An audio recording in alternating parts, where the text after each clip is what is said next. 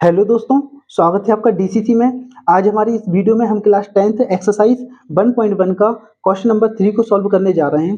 Question है find the LCM and HCF of the following integer by applying the prime factorisation method.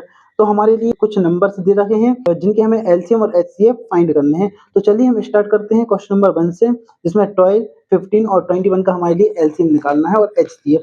तो चलिए हम copy पे चलते हैं। क्वेश्चन हमने पहले से लिख रखे हैं, सिर्फ इसको सॉल्व करना है। ठीक है दोस्तों, सबसे पहले हम 12 का करते हैं। 2 से 2 6 जा 12, 2 3 जा 6, 3 1 जा 3 और यहीं तक सॉल्व होगा। फिर आते हैं 15 पे। 3 5 जा 15, 5 1 जा 5। 21 का करते हैं। 21 ये 3 से जाएगा। 3 7 जा 21, 7 1 जा 7। तो हमारे 12 के जो फैक्टराइजेशन आए हैं 2 इंटू 2 इंटू 3। 15 के जो फैक्टराइजेशन आए हैं 3 इंटू 5 और 21 के जो फैक्टराइजेशन आए हैं वो है 3 इंटू 7। हमें एलसीएम निकालना है, तो एलसीएम के लिए जो जो नंबर कॉमन है उसको 1 टाइम लिख लेते हैं 3। अब बाकी के जो बचे हैं उनको हम एज इट इज लिख लेते हैं into 2 into 2 into 5 into 7 into 5 into 7। अब यदि हम एलसीएम के लिए इन सबको मल्टीप्लाई करेंगे तो हमारे पास आंसर आएगा 420।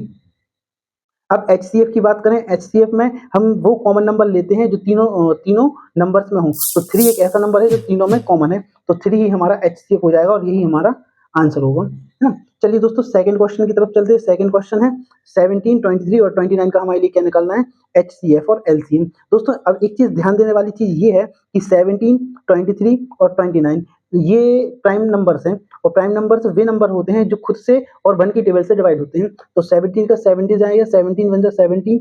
23 का 23 से जाएगा, 23 1 जा 23 और 29 का 29 से हम डिवाइड करेंगे, 21 29 1 जा 21, है ना। तो ये हमारे प्राइम फैक्टर। अब 17 का देखें तो 17 इसके साथ कुछ नहीं है तो 1 ले लो, 23 इंटू 1 ले लो, 29 इंटू 1 ले लो। ये हमारे एलसीएम और एचसीएफ ही होंगे।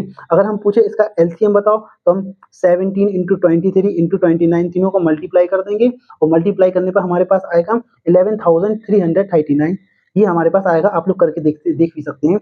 अब बात करते हैं एचसीएफ। तो जब भी कोई प्राइम फैक्टर्स आ जाए, प्राइम फैक्टर्स का एचसीएफ हमेशा 1 होता है ना। ये भी हमने पहले समझ चुके हैं। तो इस क्वेश्चन का हमारा आंसर ये रहा। दोस्तों नेक्स्ट जो क्वेश्चन है 8, 9 और 25। 8, 9 और 25 को यदि हम एलसीएम निकालें तो 2 से 2 6 जा 12, 2 4 जा 8, 2 2 जा 4, 2 1 जा 2। 9 का देखें तो 3 3 जा 9, 3 1 जा 3। 25 का 5 से जाएगा, 5 5 जा 25, 5 1 जा 5। तो हमारे पास जो 8 के फैक्टराइजेशन आए हैं, वह हैं 2 इंटू 2 इंटू 2। 9 के जो फैक्टर है 3 इंटू 3 और 25 का है वो 5 इंटू 5 है। एलसीएम निकालना है तो सबसे पहले हमें देखना है कि क्या कोई नंबर है जो तीनों में कॉमन हो। कोई भी नंबर नहीं है, इसलिए हम सभी को मल्टीप्लाई करेंगे। 2 into 2 into 2 into 3 into 3 into 5 into 5। अब यदि हम इन सबका मल्टीप्लाई करते हैं तो हमारे पास आंसर आता है 1800।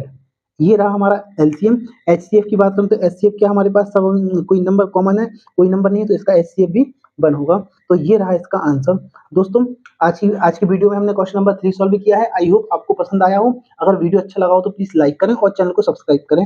क्वेश्चन नंबर 4 जो कि है given the HCF 306 and 657 of 9 and find करना है हमारे लिए 306 और 675 का एलसीएम। तो चलिए हम इसको फाइंड करते हैं।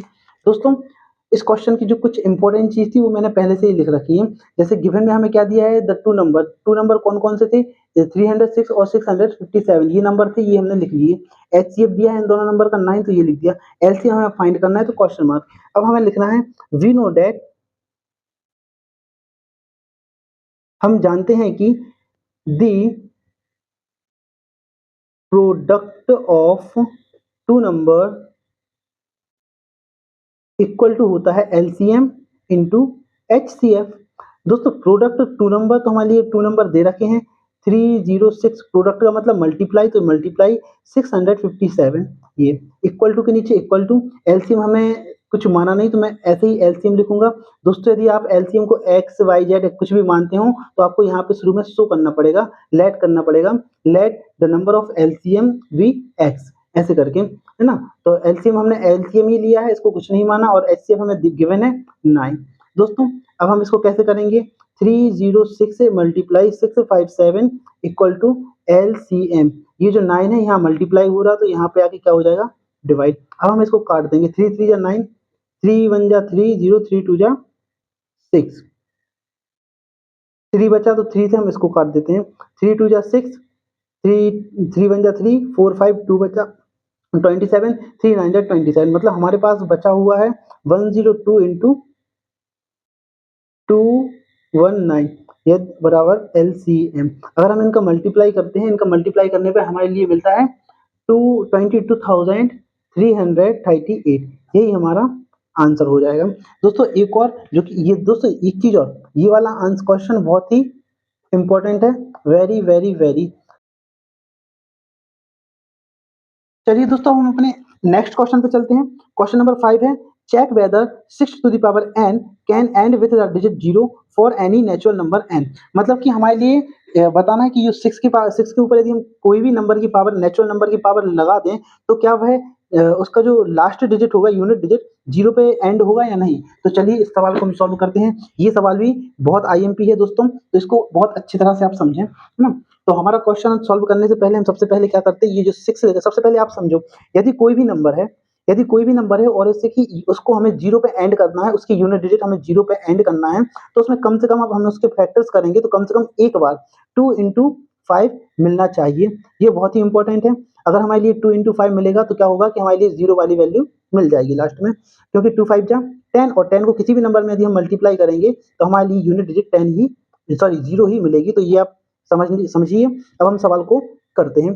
दोस्तों यहाँ लिखा है 6 के power 6 to the power n, prime factors निकालते हैं। तो 2 3 जा 6, 3 1 जा 3।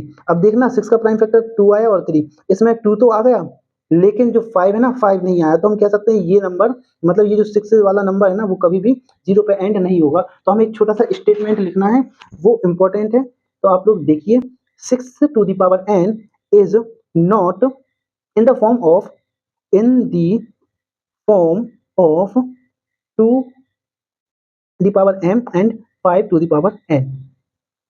Hence, 6n cannot be and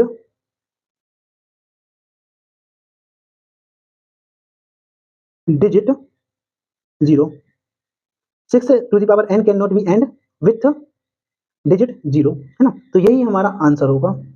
बस इतना ही सॉल्यूशन है दोस्तों। अगर आपको वीडियो अच्छा लगा तो प्लीज़ लाइक करें, चैनल को सब्सक्राइब करें, अपने फ्रेंड्स में इसको जरूर शेयर करें। और आपके कोई भी डाउट हो, कोई भी क्वेश्चन हो, एनी चैप्टर से रिलेटेड, एनी सब्जेक्ट से रिलेटेड, तो आप कमेंट कर सकते हैं।